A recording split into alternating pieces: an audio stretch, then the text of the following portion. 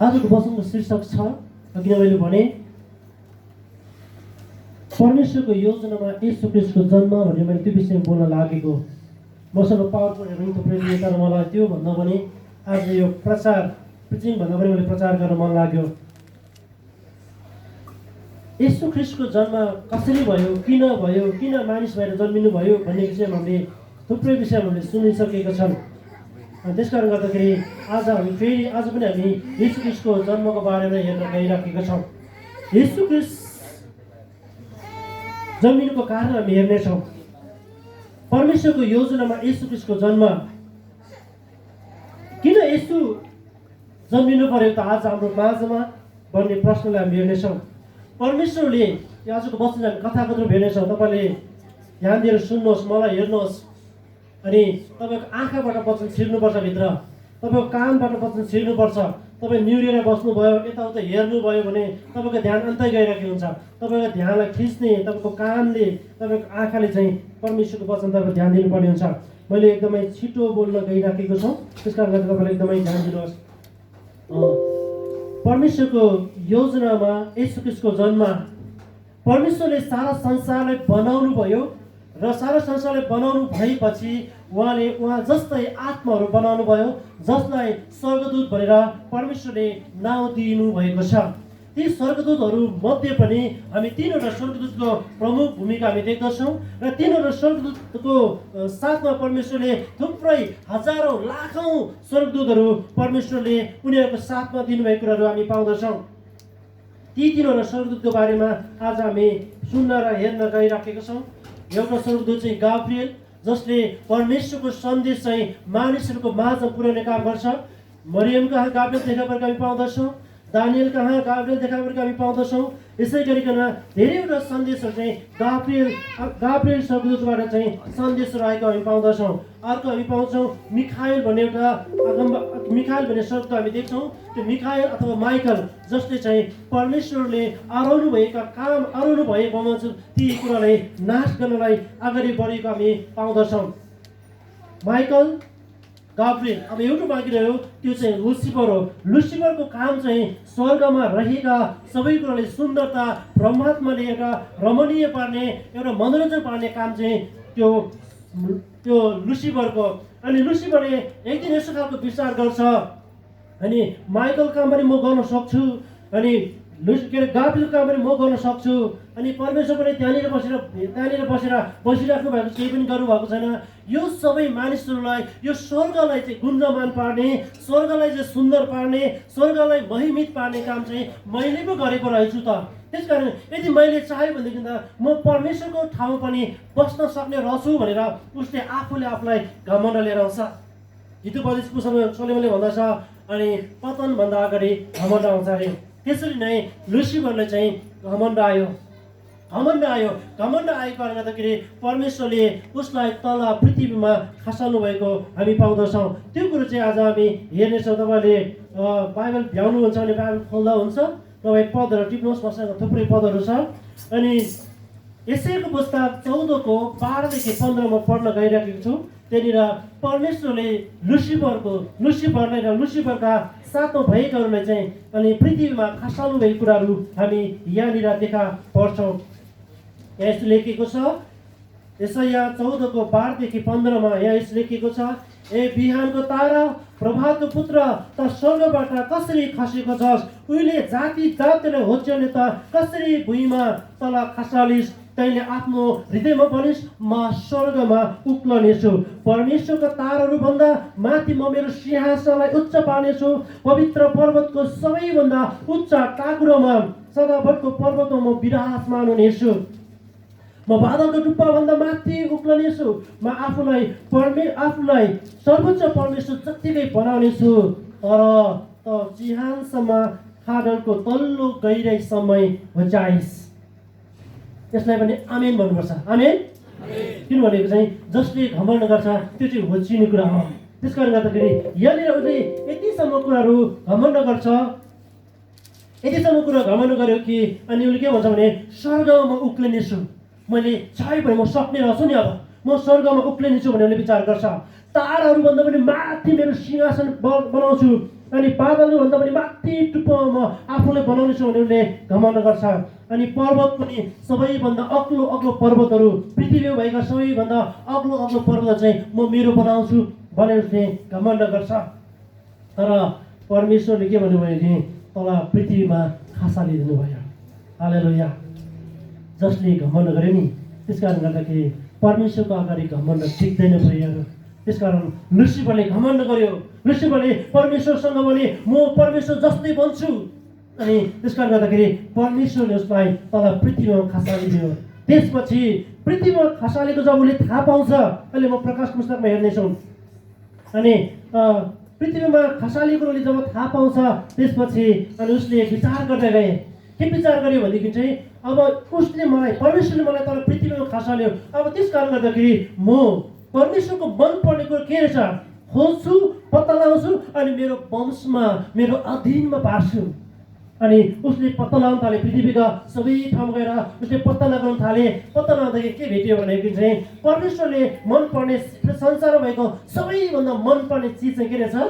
मानिस रहेछ। किनभने मानिस चाहिँ परमेश्वरको सृष्टि, परमेश्वरको स्वरूपमा सृष्टि गर्नुभएको। मानिस सर्वश्रेष्ठ प्राणी किन हो भनेदेखि चाहिँ मान्छेले भन्छ प्राण, आत्मा र ज्ञानले भन्दछ। तर होइन, सर्वश्रेष्ठ प्राणी भन्नुको चाहिँ परमेश्वरले मानिसले आफ्नै स्वरूपमा सृष्टि गर्नुभयो। त्यसकारण परमेश्वरले संसारमा भएको हरेक बहुमूल्य चिजलाई भन्दा पनि परमेश्वरले मानिसलाई मन पराउनु भयो। अनि त्यही कुरा जब लुसिफरले पत्ता लगाउँछ, पत्ता लगाइसकेपछि लुसिफरले गएर अदनको बगैँचामा गएर आदम र हव्वालाई भेट्छ। र छोरो मान्छेको चाहिँ अलिकति कडा हुन्छ, बलि हुन्छ, छोरी मान्छेको अलिकति नम्र हुन्छ, त्यो थाहा छैन मलाई, तर त्यहाँनिर त्यस्तै भएको छ। अनि हव्वासँग गएर के परमेश्वरले तिमीहरूलाई कुनै कुनै कुरा नखानु भनेको छ? हो, परमेश्वरले नखानु मात्र होइन, त्यो रुखको फल चाहिँ नछुनु पनि भनेको छ। तिमीहरू त्यो खान्छौ भने त्यही दिन तिमीहरू मर्नेछौ भनेर परमेश्वरले हामीलाई भन्नुभएको छ भनेर चाहिँ अनि हव्वाले त्यो कुरा भन्दछ प्रियहरू। त्यसपछि अनि सर्पको रूपमा गएर शैतानले के भन्छ भने होइन होइन, तिमीहरू मर्दैनौ, तिमीहरूले त्यो खायो भने परमेश्वर जस्तै ठुलो महान व्यक्ति बन्छ भनेर म नखा भनेको त। तपाईँहरू कुनै नबुझ्ने खाइदेऊ, परमेश्वर चाहिँ बन्छ भने चाहिँ उनीहरूले पनि घमण्ड आयो। ए परमेश्वरले हामी उहाँ चाहिँ स्वर्गमा आनन्दले बस्ने, हामीले चाहिँ पृथ्वीमा यसो बगैँचामा राख्ने, त्यो कुरो चाहिँ परमेश्वरले गर्नु, हामी पनि उहाँ चाहिँ बन्छौँ ल भनेर खाइदिइहाल्ने। खाने हव्वाले खाने मात्रै गरेन, आफूले खाएर आदमलाई पनि दिए, आफ्नो श्रीमानलाई पनि दिए। त्यसपछि तिनीहरू परमेश्वरको सम्बन्धबाट टाढियो प्रियहरू। त्यहाँदेखि मानिसले परमेश्वरको पुकार गर्न सकेन, त्यहाँदेखि मानिसले परमेश्वरको आवाजले सुन्न सकेन। त्यसका चाहिँ परमेश्वरले योजना बनाउनु भएको छ। म पढ्नेछु उत्पत्ति पुस्तक 3:4-5-15 पढ्नेछु। 4मा सर्पले स्त्रीले भन्यो तिमीहरू मर्दैनौ, किनकि परमेश्वर जान्नुहुन्छ जुन दिन तिमीहरू त्यो खान्छौ त्यही दिन तिमीहरूको आँखा खोलेछन् र असल र खराबको ज्ञान पाएर तिमीहरू पनि परमेश्वर जस्तै हुनेछ। के भन्यो? तिमीहरू पनि परमेश्वर जस्तै हुनेछ, त्यसकारण नखा भनेको त त्यो पो रहेछ त कुरा। त वास्तवमा चाहिँ परमेश्वरले नखानु भनेको त उनीहरूलाई खुल्दुली लगाइरहेको थियो सायद। परमेश्वरले किन नखानु भनेको त्यो चाहिँ सबै चाहिँ खानुले, तर त्यो चाहिँ नखानु भनेको किन होला भने खुल्दुली लागिदियो। उनीहरूको खुल्दुली चाहिँ शैतानले खोलिदियो। त्यसपछि उनीहरू र परमेश्वरको सम्बन्ध टुट्यो प्रियहरू। मानिसको बिचमा त्यहाँनिर 4 अध्यायमा हेऱ्यो भने थुप्रै कुराहरू पाउँदछौँ। अनि त्यतिखेर जब शैतानले मानिस र परमेश्वरको सम्बन्धलाई टुट्यो त्यतिखेर नै परमेश्वरले योजना बनाउनु भयो। त्यो योजना बनाउनु भएदेखि चाहिँ 3:15मा तेरो र स्त्रीको बिचमा र तेरो र स्त्रीको सन्तानको बिचमा म दुश्मनी हालिदिनेछु। शैतानले भने परमेश्वरले तेरो र स्त्रीको बिचमा म दुश्मनी हालिदिनेछु, झगडा हालिदिनेछु। स्त्रीका सन्तानले तेरो शिर कुच्याइनेछ। अहिले चाहिँ त्यसले कुर्कुच्चो डस्नेछ भन्छ, कुर्कुच्चो डस्नेछ भन्छ। यसको दुईटा अर्थ हुन्छ प्रियहरू। एउटा नेचुरल सर्पको विषयमा तपाईँले यहाँनिर सर्प गइराखिदियो भने सर्पले के भन्छ? ओ त्यसको टाउकोमा भन्छ। सर्पले टोक्यो भने तपाईँको टाउकोमा कहिले टोक्दैन, तपाईँको हातमा टोक्ने अथवा खुट्टामा टोक्ने हो। नेचुरल सर्प कुरा गर्दैछ। तर यसको अर्को अर्थ भनेको चाहिँ के लाग्छ भनेदेखि चाहिँ स्त्रीको सन्तान भन्नाले चाहिँ परमेश्वरको पुत्र येशू ख्रिस्ट। हालेलुया। अनि अर्को भनेको चाहिँ कुर्कुच्चो डस्ने छ भनेको चाहिँ तेरो सन्तानले चाहिँ स्त्रीको सन्तान कुर्कुच डसेछ भनेको चाहिँ पछाडिको कुरो गरेको। तपाईँले याद गर्नुहोस्, जति पनि चिन्ता आउँछ तपाईँलाई 5 वर्ष अगाडि घटेको घटनाले चिन्ता आउँछ, 2 महिना अगाडि घटेको घटनाले चिन्ता आउँछ, 2 दिन अगाडि के भएको छ त्यो कुरा सम्झेर तपाईँले चिन्ता आउँछ। तपाईँ 2 दिन पछाडि कुरा सम्झेर कोही पनि चिन्ता गरेको छैन प्रियहरू। त्यसकारण शैतानले जहिले पनि प्रभुको सन्तानहरूलाई, स्त्रीका सन्तानहरूलाई अनि शैतानले जहिले पनि आक्रमण गर्ने कुरो चाहिँ पुरानो कुराहरूलाई चाहिँ कोट्याएर तैँले फलाना यो काम बिगारिस् नि, तैँले फलाना यसो भने नि, तैँले यो गर्यो नि, यस्तो खालको कुराहरू, मैले यो भन्नु पर्यो भनिहाल्यो, मैले यो गर्नु न त्यो गरिहाल्यो, यस्तो यस्तो कुराहरू सम्झेर अनि फलाना प्रकारको कुरा बिगारिदियो भनेर यस्तो पुरानो कुराहरू कोटाएर शैतानले चाहिँ बारम्बार मानिसहरूले दुःख दिइरहेछ। अझै हामीलाई भन्दा अझै अरूले भन्दा हामी प्रभुको जनहरूलाई, किनभने प्रभुले विश्वास नगरे त त्यतिकै पनि उसैको। त्यसकारण गर्दाखेरि अनि प्रभु विश्वास गर्नेलाई शैतानले यसरी दुःख दिने कामहरू गर्दछ। अब हामी एकैचोटि प्रकाश पुस्तकमा जाउँ। प्रकाश पुस्तक 12:7-9 पढ्नेछु। स्वर्गबाट लडाइँ भयो, अनि स्वर्गमा लडाइँ भयो। मिखायल, अघि मैले भने मिखायल भने दूत भने नि, मिखायल र तिनका दूतहरूले अजिङ्गरसँग युद्ध गर्यो। अजिङ्गर र त्यसका दूतहरूले पनि युद्ध गरे। अजिङ्गरको भनेको चाहिँ शैतानको सन्तान, शैतान हो। अनि मिखायलको दूत भनेको चाहिँ परमेश्वरको दूतहरू भन्दछ। अनि यहाँ के भयो, युद्ध गरे। त्यो ठुलो अजिङ्गर तल फालियो भने त्यो अजिङ्गर रूपमा शैतानलाई चाहिँ तल पृथ्वीमा फालिएको र यहाँनिर भन्दछ प्रियहरू, त्यो प्राचीन सर्प जो सारा मानिसले बहकाउने दियाबलस वा शैतान हो भन्दछ। आज पनि तपाईँ र मलाई भड्काउने त्यही शैतान नै हो। त्यसकारण गर्दाखेरि उसले उसको काम के हो, भड्काउने काम गर्दछ प्रियहरू। त्यो शैतान दियाबलस शैतान हो, त्यो पृथ्वीमा फ्याँकियो र त्यसका दूतहरू पनि त्यो साथसाथै फ्याँकियो। आज 33 कोही देवी भन्छन्। हामी त्यसरी मण्डली भन्नु फरक पर्दैन आज। अनि 32 जना एउटा स्वर्गदूतसँग 32 जना उसको ग्रुपमा थियो भन्ने कुरो गर्छन्। अनि त्यसपछि अनि यो लुसिफरले गर्दाखेरि 33 भयो। अनि त्यही भएर नै 33 कोटी देवी देवताको सुरुवात भयो भन्ने कुरो नै हामी यहाँबाट नि अलि हामी पाउन सक्छौँ प्रियहरू। अनि 11 मा जाउँ। तिनीहरूले थुमाको रगत र आफ्नो गवाहीको वचनको कारण त्यसलाई जितेका छन्। हालेलुया। थुमाको रगतको कारण के भन्छ, थुमाको रगतको कारण र सत्य परमेश्वरको वचनको कारण त्यसलाई जितेको छ।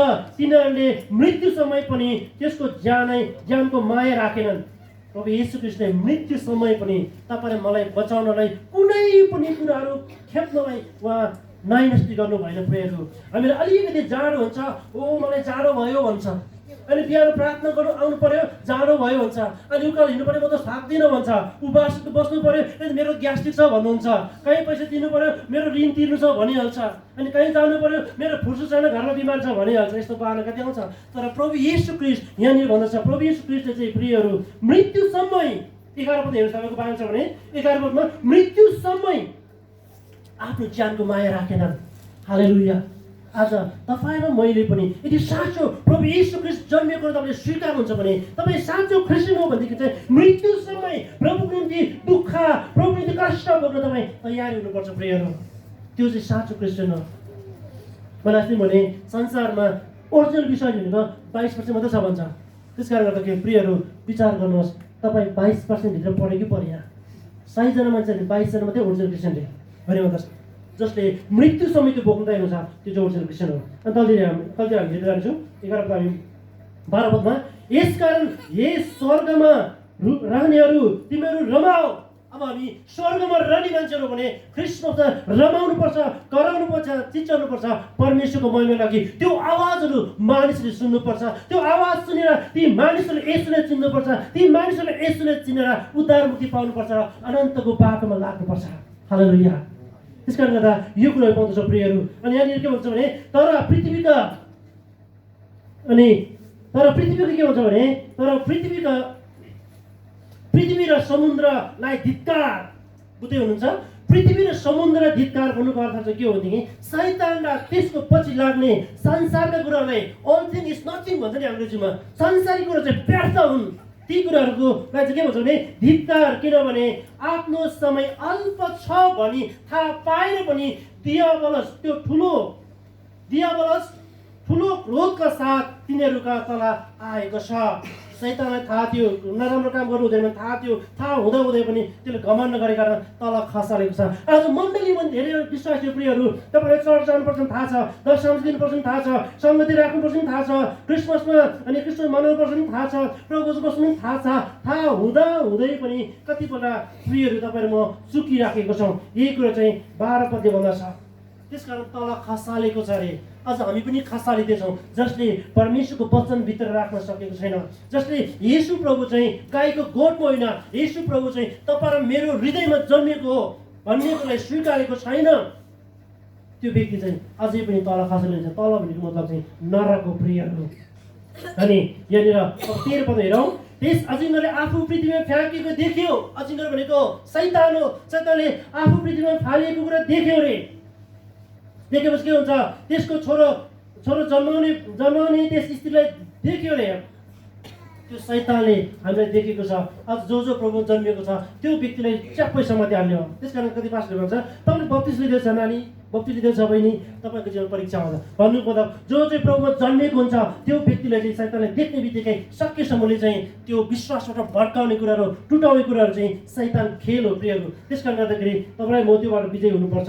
तर यहाँनिर भन्दछ 16 पद के भन्दछ भने, 16 पद के भन्छ भने पृथ्वीले त्यस स्त्रीलाई सहायता गर्यो र अजिङ्गरले आफ्नो मुखबाट निक्लिएको नदी पृथ्वीले आफ्नो मुख उगाएर निलिदियो। जसले परमेश्वरले ती शैतान ती अन्धकार शक्तिले चाहिँ निलिदिएको कुराहरू हामी पाउँदछौँ प्रियहरू। अनि अर्को 7को 17मा त्यो कुरो भन्दछ, किनकि सिंहासनको बिचमा हुने थुमा तिमीहरूको गोठालो हुनुहुन्छ। अब प्रभु येशू ख्रीष्ट तपाईँ मेरो गोठालो भएर जन्मिनु भएको छ। तिमीहरूले डोराएर जिउँदो पानीको स्रोतमा ल्याउनु हुनेछ। परमेश्वरले तिमीहरूको आँखाको आँसु सधैँको निम्ति पुछिदिनु भनेछ। हालेलुया। तपाईँ र मेरो आँखाको आँसु पुछ्दिनु कि प्रभु येशू ख्रीष्टले मृत्यु समय दुःख र कष्ट सहनुभएको प्रिय। तपाईँ मण्डलीको निम्ति के गरेको छ? तपाईँले अरूको निम्ति के गरेको छ? तपाईँ कसैबाट दियो भने यति साह्रो आनन्द हुन्छ। कसैले तपाईँले 5,000 उपहार दियो यति साह्रो आनन्द हुन्छ प्रियहरू। तर कसैले तपाईँले 5,000 माग्यो भनेदेखि चाहिँ यत्रो मुख लाउन थालिहाल्छ। नभएर होइन फेरि प्रियहरू, फेरि भएको व्यक्तिले माग्दैन त्यो कुरो हुन्छ। त्यस कारण गर्दाखेरि मैले हिजो दिदीबहिनी भन्दैछ तपाईँ कमिटीहरूले मूल्य चुकाउनै पर्छ। अनि कतिले दिनुभयो, मलाई यो क्रिसमस चाहिँ आउँछ हामी दिदीहरूले दिएको, भोलि के आउँदैछ आमाको तर्फबाट पनि। त्यस कारण गर्दाखेरि मूल्य चुकाउनुपर्छ प्रियहरू। यसपालि सम्भव भएसम्म 1 पैसा ननिकाल्ने चर्चबाट सबै कुरो चाहिँ हामी क्रिसमसको सबै हामी भ्यू उठाएर गर्नेछौँ। पहिलो क्रिसमसहरूमा नपुग्ने चर्चबाट बिहेर हुन्थ्यो, आजको मात्रै बिहेर छ चर्च। त्यस कारण गर्दाखेरि हामी प्रभुको निम्ति त्यो पालन गर्नुपर्ने कुरा हुन्छ। किनभने प्रभु चाहिँ ठुमा गोठालो डोराउनु भएको छ प्रियहरू।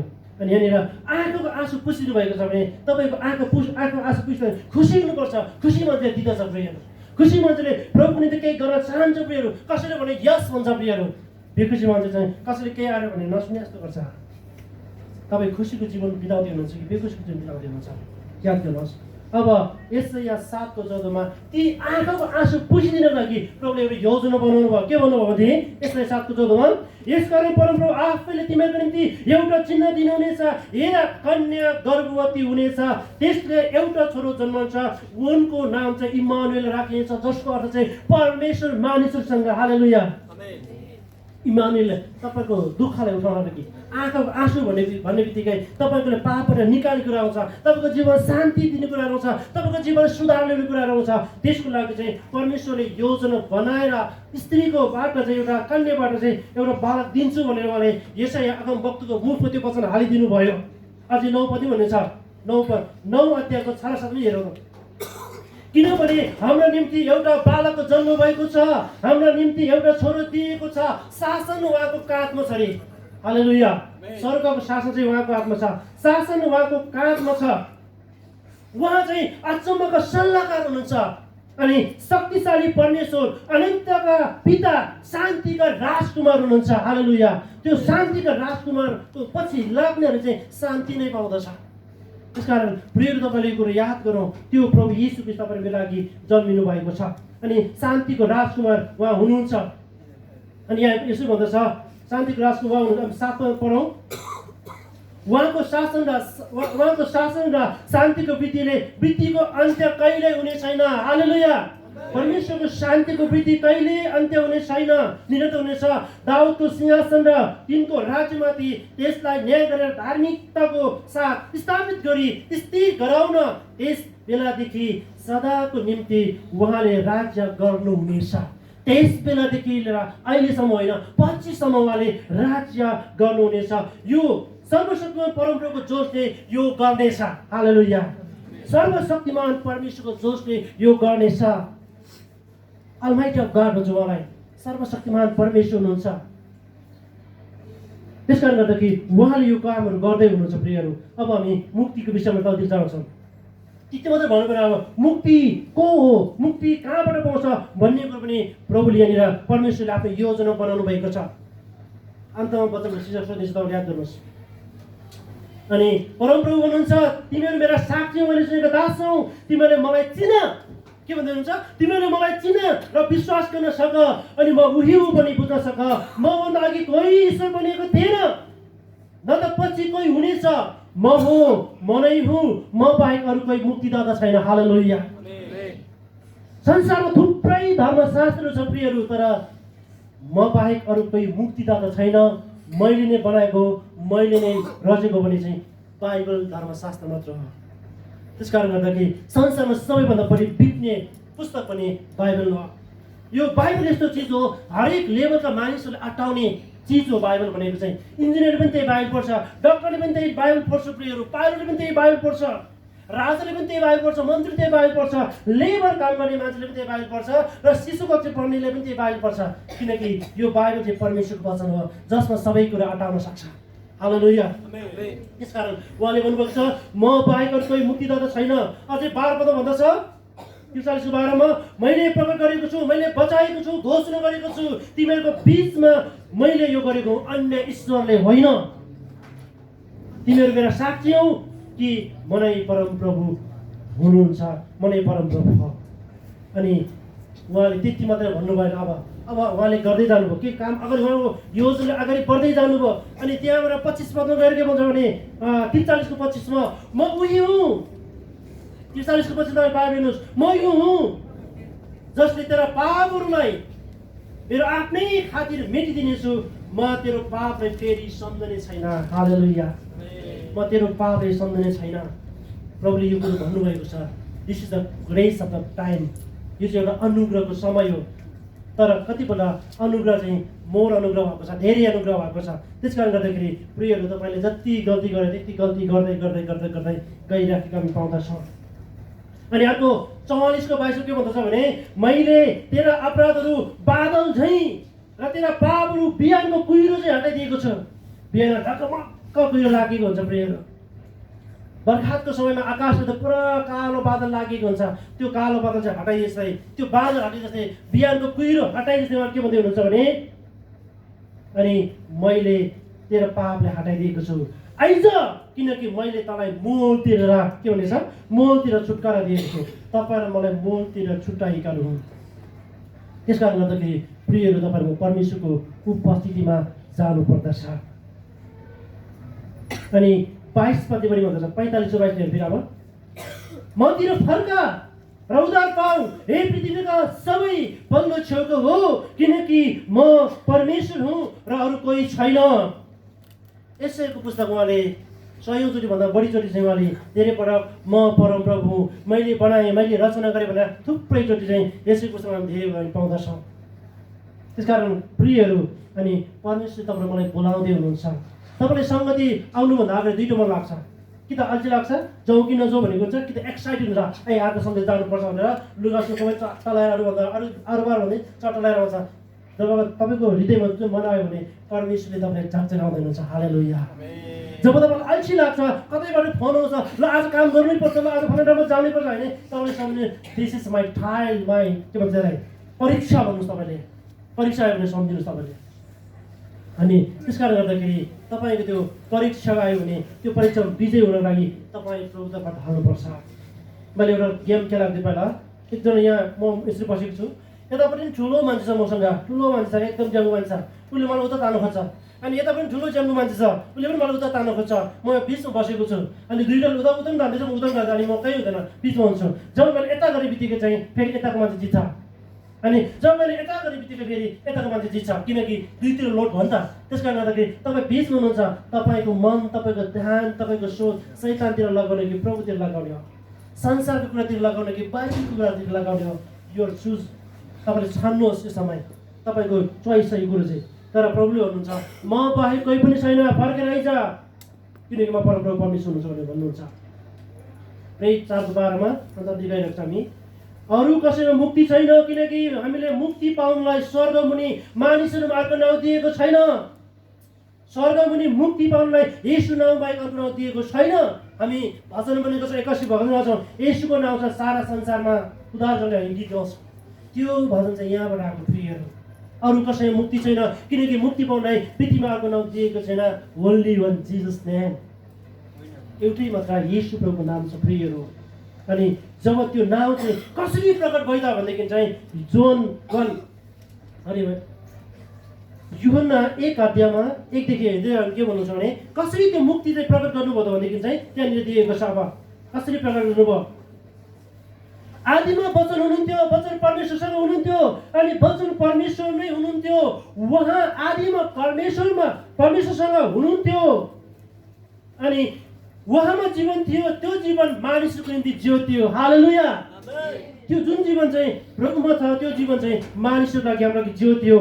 त्यो ज्योति अन्धकारमा चम्कन्छ, तर अन्धकार त्यसमाथि विजय हुने छैन। जब तपाईँ प्रार्थना गर्छौँ सबैको सुन्नुहुन्छ। मैले अस्ति एउटा गीत सुनेको थियो, there is power in the name of Jesus भन्ने थियो।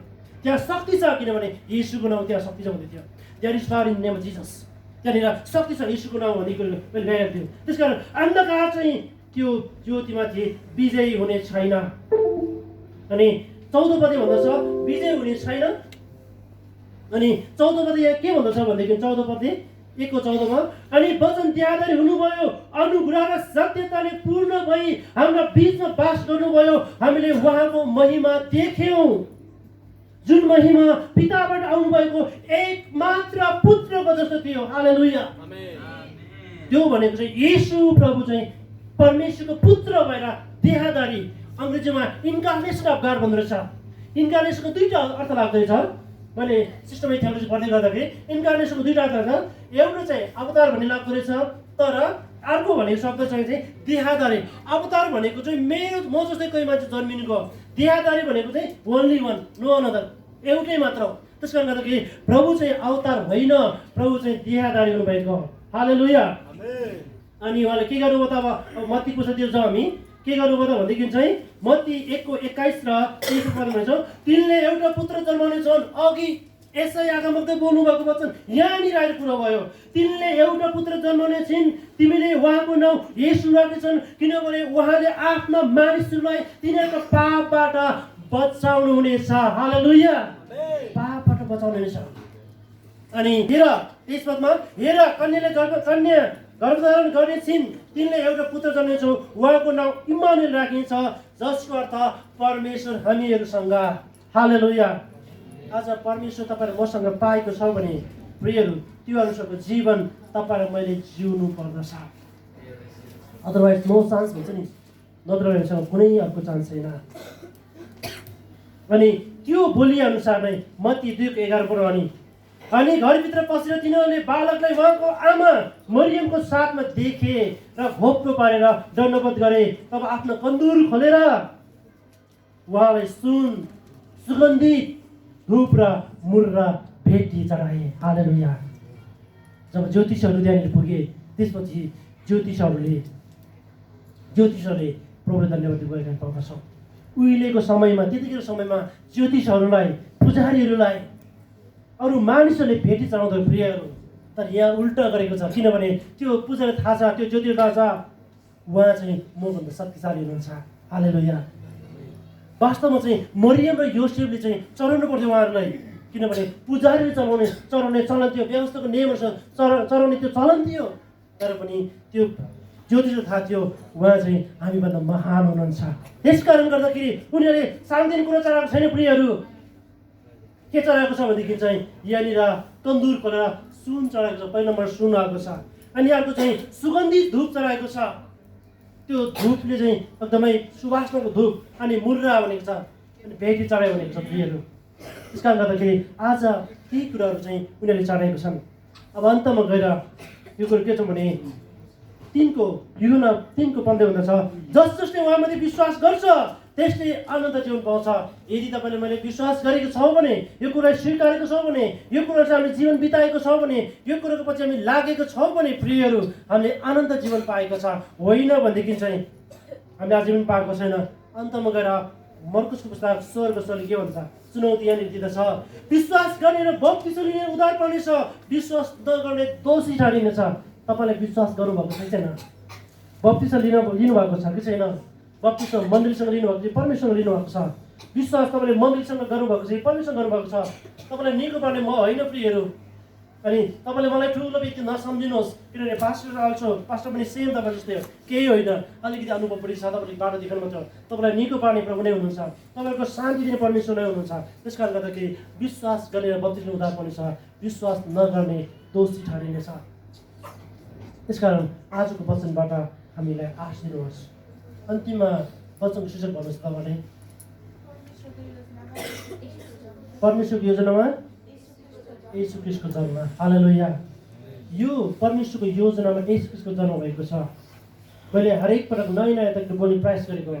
अनि यहाँ पर्सि फेरि अर्कै तरिका आउँछ। अन्य कुराहरू सबै कुरो चाहिँ हामी पर्सिको 10 अनि 9 बजी कुराहरू आउनेछौँ। आउनुहोस् हामी सबैजना